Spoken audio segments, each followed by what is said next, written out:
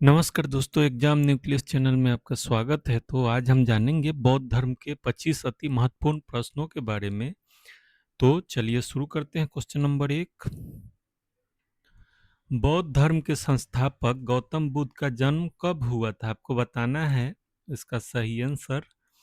तो इसका सही आंसर है 563 ईसा पूर्व में कपिलवस्तु के लुम्बिनी नामक स्थान पर इनका जन्म हुआ था। चलिए दूसरे क्वेश्चन को देखते हैं। गौतम बुद्ध के बचपन का नाम क्या था? उनके बचपन का नाम था सिद्धार्थ। तो इसका डिटेल देखते हैं। बुद्ध के बचपन का नाम सिद्धार्थ था। ज्ञान प्राप्ति के बाद वह बुद्ध कहलाए। चलिए तीसरे क्वेश्चन की तरफ चलते हैं। गौतम बुद्ध के पिता सुदोधन किस गण के मुखिया थे? आपको बताना है वो किस गण के मुखिया थे। तो इसका सही आंसर है शाक्य गण के वो मुखिया थे, जो कि कपिलवस्तु में था। बुद्ध ने कितने वर्ष की अवस्था में गृह त्याग किया था? उन्होंने घर कितनी वर्ष की अवस्था में छोड़ा था? तो इसका सही आंसर है 29 वर्ष की अवस्था में उन्होंने अपना घर त्याग किया था, जिसे बौद्ध धर्म में महाभिनिष्क्रमण कहा गया है। तो ये था इसका डिटेल। पांचवें क्वेश्चन को देखते हैं। तो बुद्ध के गृह त्याग की घटना को बौद्ध धर्म में क्या कहा जाता है? तो अभी हमने देखा महाभिनिष्क्रमण इसे कहा जाता है। गौतम बुद्ध के प्रथम गुरु कौन थे? उनका जो ज्ञान मिला उसको ज्ञान प्राप्त करने में प्रथम गुरु की भूमिका किसने निभाया था? तो इसका सही आंसर है अलार कलाम जी के द्वारा। और गृह त्याग के बाद सिद्धार्थ ने वैशाली के अलार कलाम से सांख्य दर्शन की शिक्षा ग्रहण की थी। तो ये था छठा प्रश्न। सातवें क्वेश्चन को देखते हैं। बुद्ध को किस नदी के तट पर ज्ञान की प्राप्ति हुई थी? उस नदी का नाम क्या था? तो इसका सही आंसर है निरंजना, जो आज के समय में फल्गु नदी के नाम से विख्यात है। तो ये गया में है बिहार के।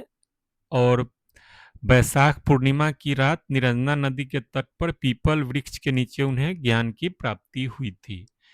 चलिए आठवें क्वेश्चन को देखते हैं। तो बुद्ध ने अपना प्रथम उपदेश कहाँ पे दिया था? तो जब उन्हें ज्ञान प्राप्त हुआ तो उन्होंने प्रथम उपदेश दिया था सारनाथ में। तो सारनाथ में, जिसे ऋषि पत्तनम भी कहा जाता है, वहां पे उन्होंने प्रथम उपदेश दिया था। बुद्ध के प्रथम उपदेश की घटना को क्या कहा जाता है? जब उन्होंने प्रथम उपदेश दिया तो बौद्ध धर्म में इसे क्या कहा जाता है? इसका सही आंसर है धर्म चक्र प्रवर्तन। और बौद्ध ग्रंथों में इसे धर्मचक्र प्रवर्तन का नाम दिया गया है, सारनाथ में दिए गए पहले उपदेश को। अच्छा, अब 10वां क्वेश्चन है। बुद्ध ने अपने उपदेश किस भाषा में दिए थे? उनका उपदेश देने का भाषा कौन सा था? तो पाली भाषा में उन्होंने अपना उपदेश दिया था। और इसलिए क्योंकि उस समय पाली भाषा बहुत पॉपुलर था, ताकि उनका संदेश सब व्यक्तियों और समाज में पहुंच सके। 11वां क्वेश्चन है। बुद्ध ने सर्वाधिक उपदेश कहाँ पे दिए थे? वो कौन सा जगह था जहाँ उनके जीवन काल में सबसे ज्यादा उन्होंने उपदेश दिया था? तो उन्होंने श्रावस्ती, जो अभी उत्तर प्रदेश में है और उस समय कौशल देश की राजधानी हुआ करती थी, वहां अपने जीवन के सर्वाधिक उपदेश उन्होंने दिया था। 12वां क्वेश्चन। बौद्ध धर्म के त्रिरत्न कौन से थे? तो आपको बताना है उसका सही आंसर। इसका सही आंसर है बुद्ध, धम्म और संघ, उनके त्रिरत्न कहा जाता है ये बौद्ध धर्म में। 13वां क्वेश्चन। प्रथम बौद्ध संगीति कहाँ आयोजित की गई थी? तो इसका सही आंसर है राजगृह में प्रथम बौद्ध संगीति 483 ईस्वी पूर्व में सप्तपर्णी गुफा में अजात शत्रु के शासनकाल में यह आयोजित किया गया था। 14वां क्वेश्चन। द्वितीय बौद्ध संगीति किसके शासनकाल में हुई थी? आपको बताना है उस शासक का नाम जिसके शासनकाल के दौरान द्वितीय बौद्ध संगति का आयोजन हुआ। तो उसका नाम है काला शोक। और ये 383 ईस्वी पूर्व में वैशाली में शिशुनाग वंश के शासक जो कालाशोक थे उनके समय में हुई थी। चलिए, तृतीय बौद्ध संगीति की अध्यक्षता किसने की थी? वो कौन से व्यक्ति थे जिन्होंने तृतीय बौद्ध संगीति की अध्यक्षता की थी? तो मोगली पुत्र तिस्य के द्वारा इसकी अध्यक्षता की गई थी और उस समय सम्राट अशोक का राज्य था और पाटलिपुत्र में यह आयोजित की गई थी। 16वां क्वेश्चन, किस बौद्ध संगति में बौद्ध धर्म हीनयान और महायान में विभाजित हो गया? तो आपको बताना है इसका सही आंसर। इसका सही आंसर ऑप्शन डी चतुर्थ बौद्ध संगति में, ये जो कि कुंडलवन कश्मीर में आयोजित किया गया था, 2 संप्रदायों में बट गया था। 17वां क्वेश्चन, चतुर्थ बौद्ध संगीति किसके शासन काल में हुई थी? उसके समकालीन शासक कौन थे? तो कनिष्क थे उस समय के शासक और वो कुषाण राजा थे और कश्मीर के कुंडलवन में यह आयोजित हुआ था। बौद्ध का सबसे पवित्र त्योहार बुद्ध पूर्णिमा किस माह में मनाया जाता है? अभी कुछ दिन पूर्व ही ये मनाया गया है, तो ये बैसाख मास में बौद्ध पूर्णिमा मनाया जाता है और बौद्ध पूर्णिमा को बुद्ध का जन्म, ज्ञान प्राप्ति और महापरिनिर्वाण हुआ था, इसलिए इसे बुद्ध पूर्णिमा कहा जाता है।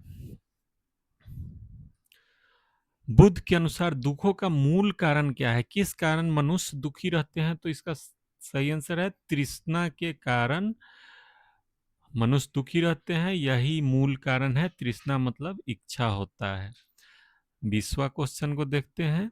बौद्ध धर्म के पवित्र ग्रंथ त्रिपिटक में कौन शामिल नहीं? इन ऑप्शनों में कौन सा एक ऑप्शन है जो शामिल नहीं है? तो आगाम पिटक शामिल नहीं है और उनके आगाम जैन धर्म के ग्रंथ है और बौद्ध धर्म के 3 पिटक सूत्र, विनय और अभिधम्म पिटक है, तो ये जैन धर्म का ग्रंथ है।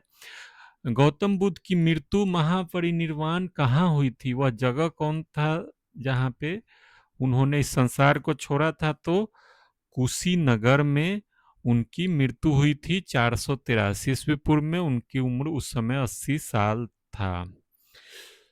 22वें क्वेश्चन को देखते हैं। किसे एशिया का ज्योतिपुंज कहा जाता है? लाइट ऑफ एशिया किसे कहा जाता है? तो गौतम बुद्ध को कहा जाता है, क्योंकि गौतम बुद्ध ने पूरी दुनिया में शांति और ज्ञान का मार्ग दिखाया, जिस कारण से उन्हें लाइट ऑफ एशिया कहा जाता है।